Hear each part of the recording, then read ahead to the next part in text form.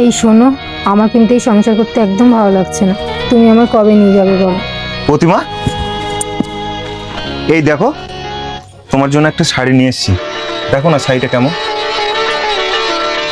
এটা কোনো শাড়ি হলো? তোমার শাড়ি তুমিই পরো, একটা ভালো শাড়ি দেওয়ার মুরত নেই, প্রত্যেক একটা কম দামি শাড়ি নিয়ে এসছি। প্রতিমা, আমার যেমন সামর্থ্য আমি তেমন নিয়ে এসেছি, এর থেকে দামি শাড়ি আমি কিভাবে আনবো? আনতে যখন পারবে না বিয়ে করেছিলে কেন? কি ভুলে যে আমি তোমার সঙ্গে প্রেম করে বিয়ে করেছিলাম, আমার জীবনটা পুরো শেষ হয়ে গেল।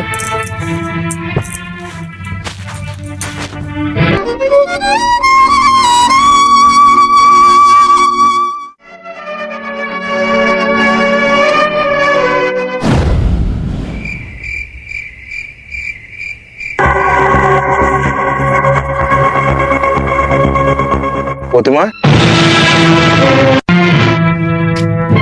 মা, সত্যি প্রতিমা আপনাদের বাড়ি যায়নি? সত্যি না তো মিথ্যে? বাড়িতে এইভাবে রাত দিন অশান্তি করলে কোন মেয়ে বাড়িতে টিকবে? মা, এ কি বলছেন? আপনার মেয়েকে আমি কিছুই বলিনি। চুপ করো, তুমি না কিছু বললে আমার মেয়ে বাড়ি থেকে এমনি এমনি চলে যায়? ভালোই ভালোই আমার মেয়েকে খুঁজে এনে দাও, আর তা না হলে তোমাকে জেলের ভাত খাওয়াতে আমাদের দ্বিধাবোধ হবে না। মা, আপনারা এসব কি বলছেন? ওই বরং কাল রাত্রে কার সাথে একটা ফোনে কথা বলছিল। এই শোনো, ফালতু কথা বলবে না। আমার মেয়েকে আমি খুব ভালো করে চিনি, কোনোদিনও ওর ওই স্বভাব ছিল না। মা, কিরে প্রতিমা, তুই কাল সারা রাত কোথায় ছিলি? মা, আমি ভীষণ বড় একটা ভুল করে ফেলেছি মা। দেখো বাবা, সবই তো বুঝলে, তোমার বউ, তুমি যদি মেনে নিতে পারো তো নাও, আমাদের কিছু বলার নেই। প্লিজ তুমি আমাকে ক্ষমা করে দাও, এই ভুল আমি আর কখনো করবো না।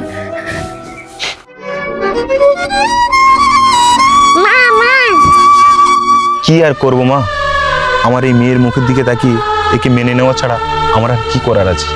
প্রতিমা, তোমাকে একটা কথা বলি শোনো, 10 মিনিটের দায়িত্ব সবাই নিতে পারে, কিন্তু সারা জীবনের দায়িত্ব এই স্বামী ছাড়া আর কেউ নিতে পারে না।